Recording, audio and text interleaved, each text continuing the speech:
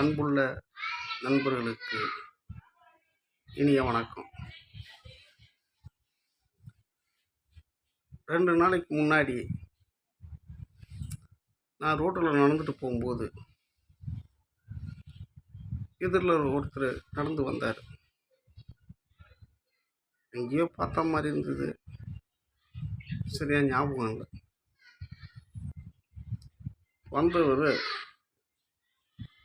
எனக்கு நேராக வந்து என் எதிரில் நின்று அவர் காலில் இருக்கிற செருப்பை எடுத்து அவரையே அடிச்சுக்கினார். எனக்கு ஒன்றும் புரியல. என்னடா இது, நம்ம இதில் நின்று வந்து அடிக்கிறாரு, ஏன் கேட்கலான்னு நினச்சேன். ஆனால் எனக்கு பயம், ஏன்னா நம்மளை திருப்பி அடிச்சிட்டாருன்னா என்ன ஆகுதுன்ட்டு. அதனால நான் அவரை கேட்கல. பிறகு அடித்து முடிச்சுன்னு அவரே என்கிட்ட விஷயத்த சொன்னார்.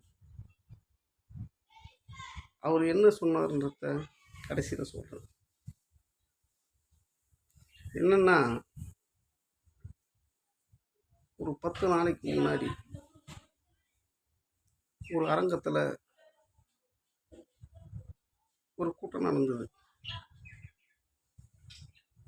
அந்த வழியாக போன நான், சரி ஏதோ கூட்டமாக இருக்குது,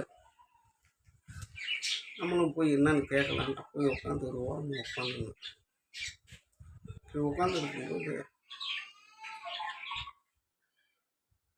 அங்கே பேச வர பேச்சாளர் வர்றதுக்கு கொஞ்சம் லேட் ஆகிடுச்சு போல. நமக்கு தெரிஞ்ச ஒருத்தர் வந்து வாங்க வாங்க இது மாதிரி விஷயத்த சொல்லி எதனா பேசுங்க அப்படின்னாரு. ஏங்க எனக்கு பேச தெரியாதுங்க, என்ன ஆளை விட்டுருங்க. இல்லை ஏதாவது ஒரு 2 வார்த்தை பேசுங்க, எதனா ஒன்று பேசுங்கன்னாரு. சரி பேச சொல்லிட்டாரு, நம்ம பேச்சு கேட்கறதுக்கு 4 பேர் 50 நாட்டில் நினச்சிங்க பேசுங்க. என்ன பேசணும்னா, ஒரு மனிதனுக்கு உழைப்பு தான் வந்து முக்கியம். அந்த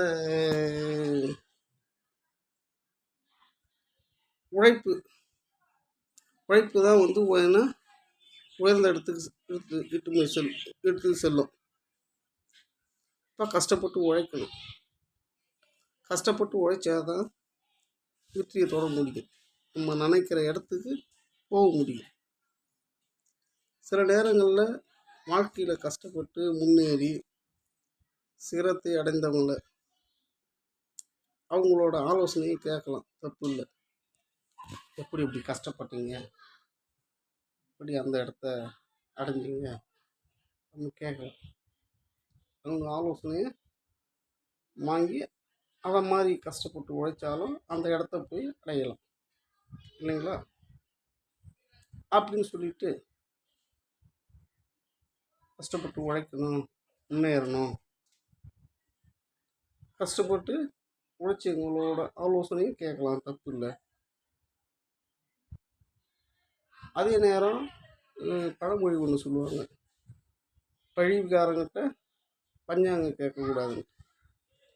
இந்த மாதிரி ஆலோசனை பார்த்து கேட்டு நாங்கள் வாழ்க்கையில் வெற்றி பெறலாம். நன்றி வணக்கம்னு சொல்லிட்டு வந்துட்டேன். இப்போ எதிரில் வந்தவர் வந்து இந்த கூட்டத்தில் கலந்துக்கினார் போல இருக்கு. அவரு விஷயத்த சொன்னார். ஏயா,